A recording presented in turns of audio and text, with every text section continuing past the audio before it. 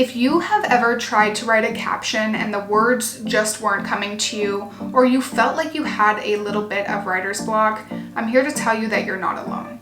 I cannot tell you how many times I have tried to force a caption or force a post because I felt like I had to. And I've even had those days where it was 9 p.m. on a Wednesday and I'm trying to put out a post because I hadn't posted anything that day.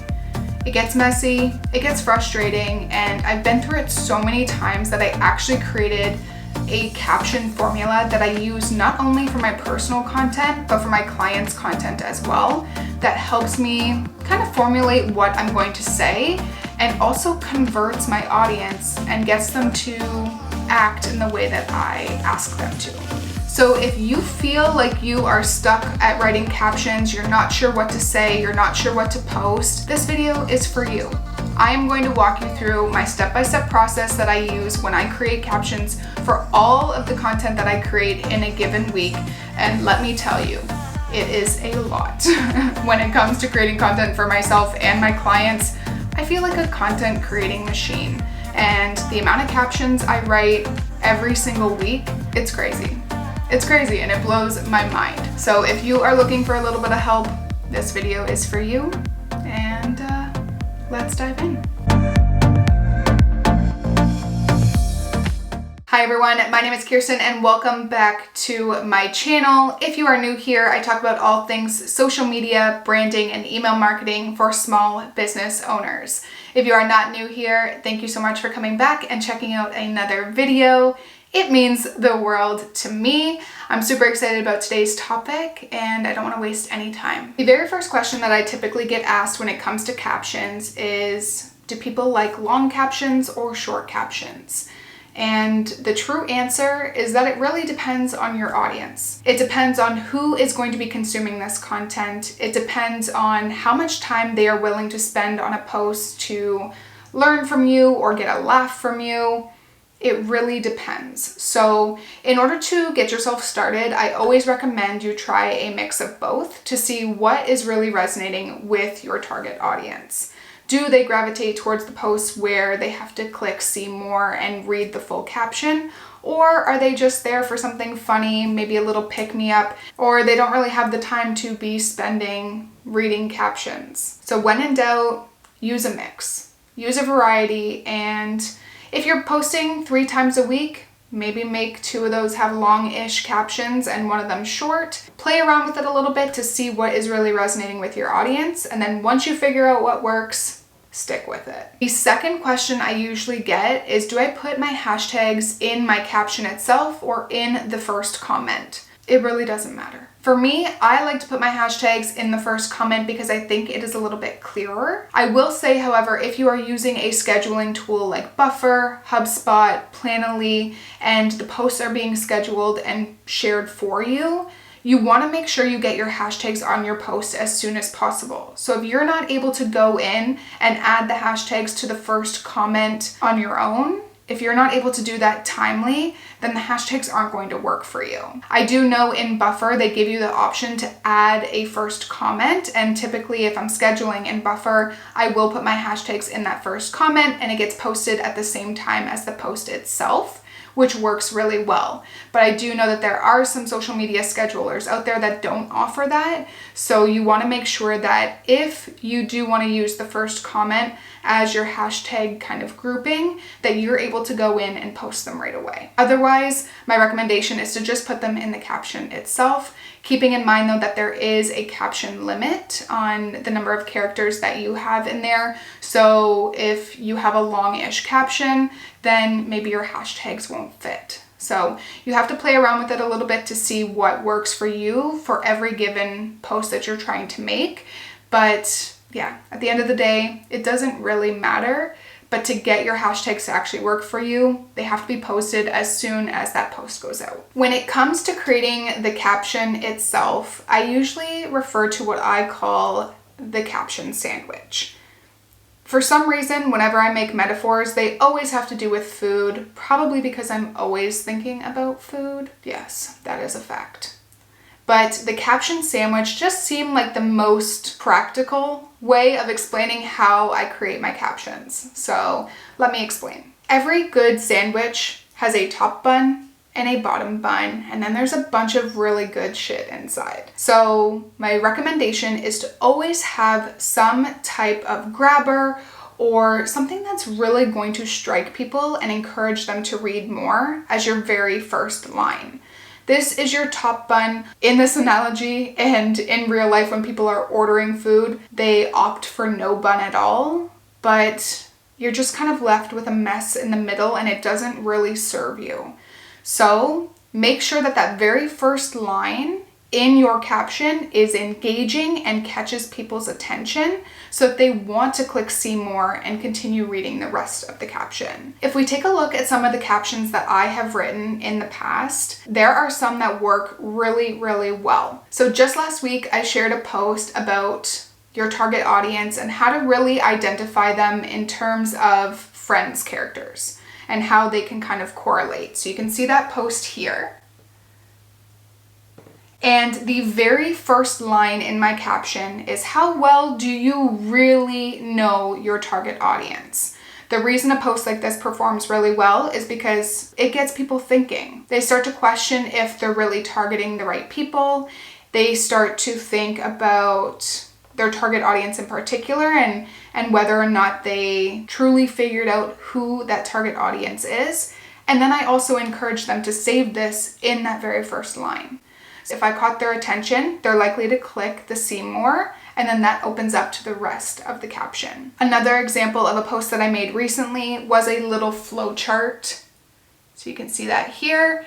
And the very first line in the caption says, unsure about whether or not you should share that post? Start here. There are so many times where my target audience is unsure about whether or not they should make a post, or their imposter syndrome gets the best of them. So this is a really great way to kind of ask them if they're sure or unsure of whether or not they should share that post. And then I give them the tips and tricks on how to figure out when they should. I always recommend going with a question or calling people out on their shit. And lastly, another really great caption starter that I used was the real reason you aren't getting leads, with a pointing finger down. Everyone wants leads if you're a business owner. That is the name of the game. So if you can figure out what the real reason is why you're not getting leads, then you're likely to read more. So when it comes to trying to grab your audience's attention, this is so important because attention spans are so limited these days. It needs to be good.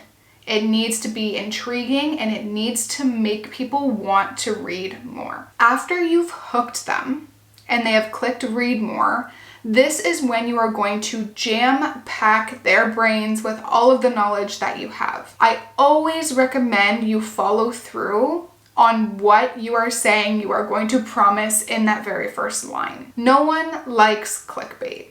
No one likes clickbait in emails, on websites, or on social media channels. So if you are telling someone you are going to give them the #1 secret to crack the Instagram algorithm, you better be delivering on that promise.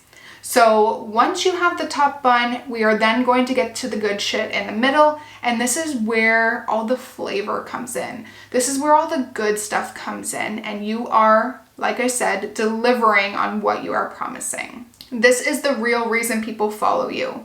This is why they come to you and not your competitors, because you are providing them with this loaded, value-packed caption that really gets them thinking. And then we follow that with the bottom bun. The bottom bun is your call to action. I think a lot of times people think that the call to action has to be directly related to sales, and that is not the case. In fact, if you have 5 posts going out one week, I would say a 4-to-1 ratio of 4 posts value add and 1 post sales is a really good ratio to work with. But your call to action is just enticing your audience to want to act. In a previous video, I talked about all of the different ways that people can kind of engage with your content. They can like it, comment on it, share it, save it. There are so many things. But we want to make sure that we are telling our audience how they should act on our post. A lot of times what I'll do is I'll entice people to want to save the post if I think it's super educational. I'll say save this for later. I'll say double tap if you agree.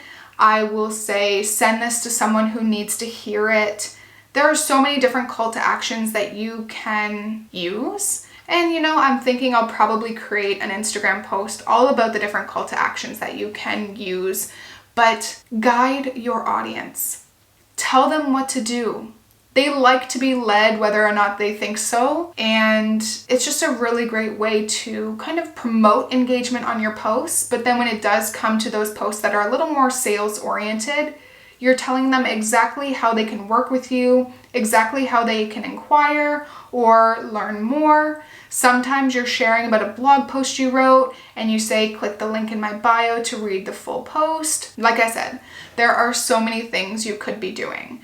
But the goal here is to always end up with a full sandwich. A top bun, all the good stuff in the middle, and then your bottom bun. The reason most captions do not convert or they aren't working for you is because you are missing an ingredient in the sandwich. Maybe you're missing the top bun, maybe you're missing the bottom bun and things are getting a little soggy. We just need to make sure that all of those pieces are there and that you are consistent with it, and it'll start to work for you. Now, if you're sitting there thinking, okay, Kirsten, that's great. I know how to write a caption, but I have no idea what to write about. I'm gonna make a whole video on this, but I will give you a few of my go-to caption prompts right here in this video, because I know how hard it is sometimes to feel like you have a million and one things to say while simultaneously not feeling like you can share any of it. So my go-to caption prompts are generally around the idea of myth busting or talking about things that most people believe, but I can prove that they're not true. I will talk about something a little bit more personal or about how I'm dealing with being a small business owner or being an entrepreneur. My target audience are small business owners, probably like yourself. And it's easier to connect with people when they know that you've been through similar things that they have. I will talk about something that happened or a lesson that I've learned. I will create a listicle of some sort. So top 3 books that I've read as an entrepreneur, top 5 things to include in your Instagram bio. Take your industry and find a way to provide value in, I think we would classify that as like a short form piece of content. Create a graphic that kind of correlates with it, but anytime you can provide people value, and let's be honest, people love lists. Anytime you can provide that, you're gonna be golden. Those posts tend to do better when it comes to saves and shares, which you might notice in your analytics. And another one would be to share a testimonial or share a before and after to show some type of transformation. Anytime you can show that either using your products will improve the life of your target audience, or working with you, buying from you, buying your services will result in a transformation or a solution that your target audience is looking for, you're going to be golden, because people like to think about what their life would be like if they had X solution.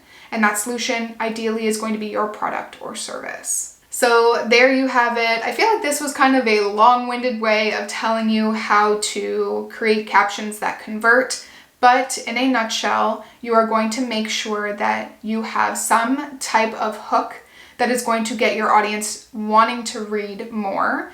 You are going to fill the caption with a bunch of good shit that is going to entice them to, take another action. Just to summarize, when it comes to creating captions that convert, you want to make sure you are implementing a full sandwich. Maybe some French fries on the side. The top bun is your hook. You want to make sure you hook your audience and entice them to want to click read more. The second thing is you are going to fill that caption with all the good stuff.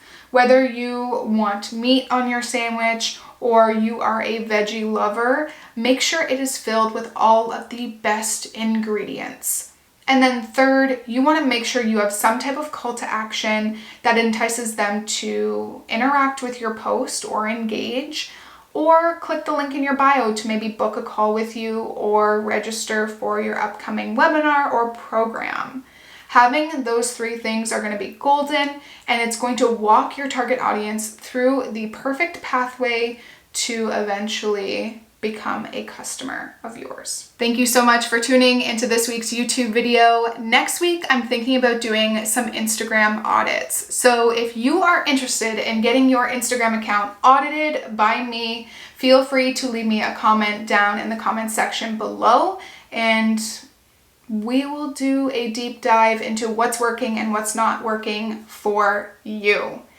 If you enjoyed today's video, please make sure you hit that subscribe button down below. I'm just going to point to both directions because I forget which way to point to ensure that I'm pointing at the subscribe button, but also make sure you hit that bell so that you never miss a video. Thank you so much for watching, and I will see you next Tuesday.